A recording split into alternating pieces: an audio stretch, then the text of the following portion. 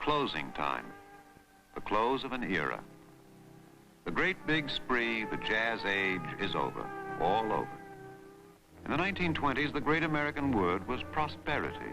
Now the 30s have begun and there is a new word, depression.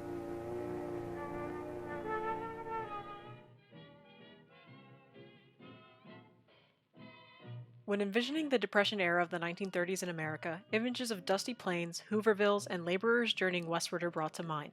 From an anxious mother with her 3 small children, to a farmer and his sons struggling through a dust storm, to a family of sharecroppers gathered outside their Spartan home, these photographs are icons of an era.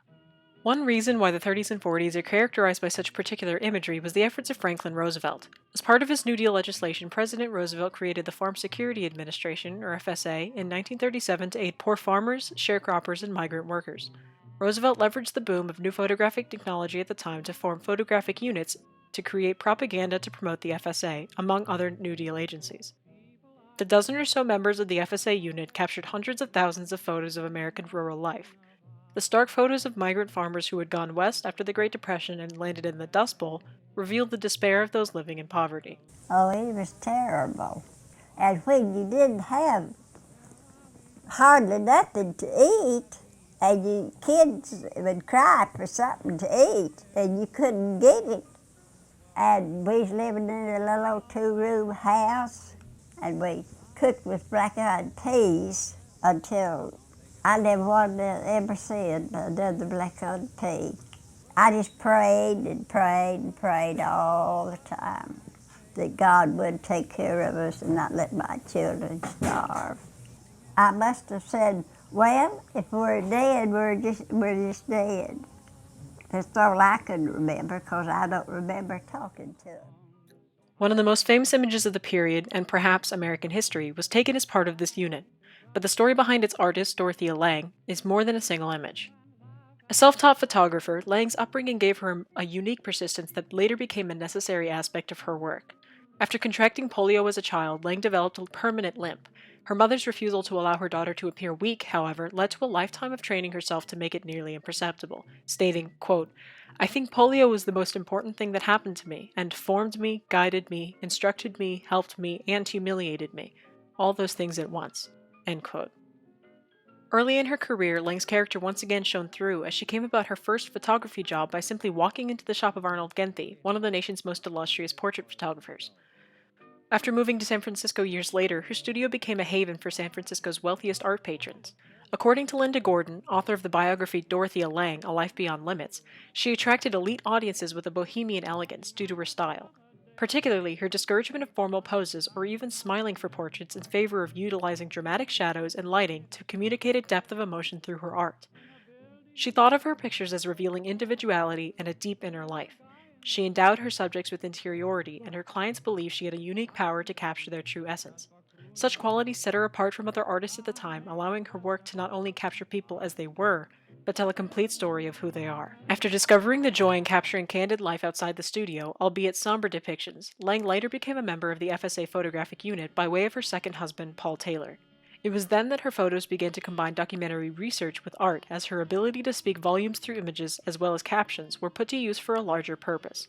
Lange expanded the project beyond propaganda, creating a near-encyclopedic view of American rural life. Although the saying goes, "a picture is worth 1,000 words," Dorothea Lange explicitly rejected that idea, not wanting her art to depict human universals. Rather, she wanted to humanize the laborers struggling under the Depression by using her photos to tell the story of every aspect of their lives.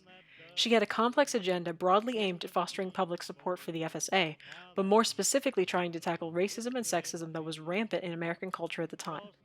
Lange sought to get as close to her subjects as she could.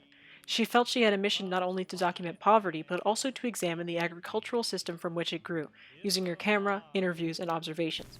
How do you tell others about what you think is worth telling?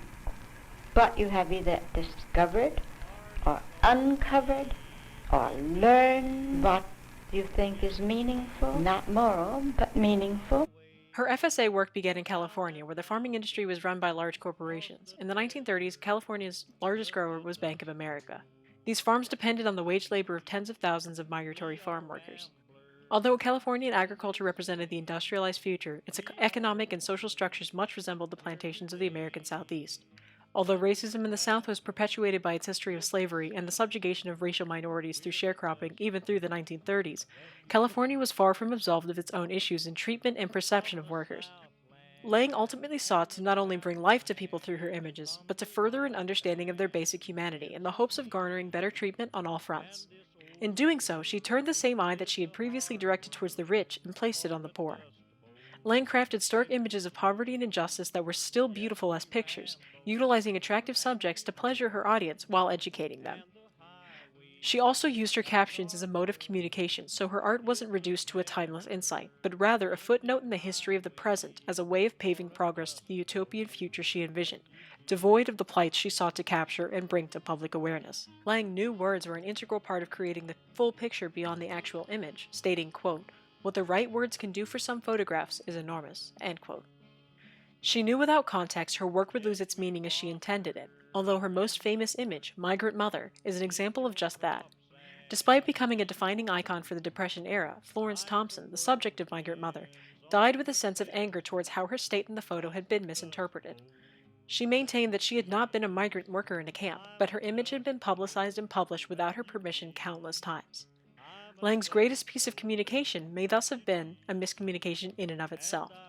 But what's most valuable about the image is the appeal of the subject. Although Thompson may have been turned into the very symbol lacking context that Lange rebuked, her Madonna-esque image represented the reality of life for other migrant workers at the time, bringing historical reality to the public eye. But how exactly did Lange go about speaking a language through imagery? To start, her images spoke the language of the body. While most agricultural art is pastoral and focusing on landscapes, Lange showed men and women at work. Their sweat, exhaustion, and underlying deprivation were transformed into depictions of physical grace, despite the work consisting of back-breaking planting, weeding, and hoeing.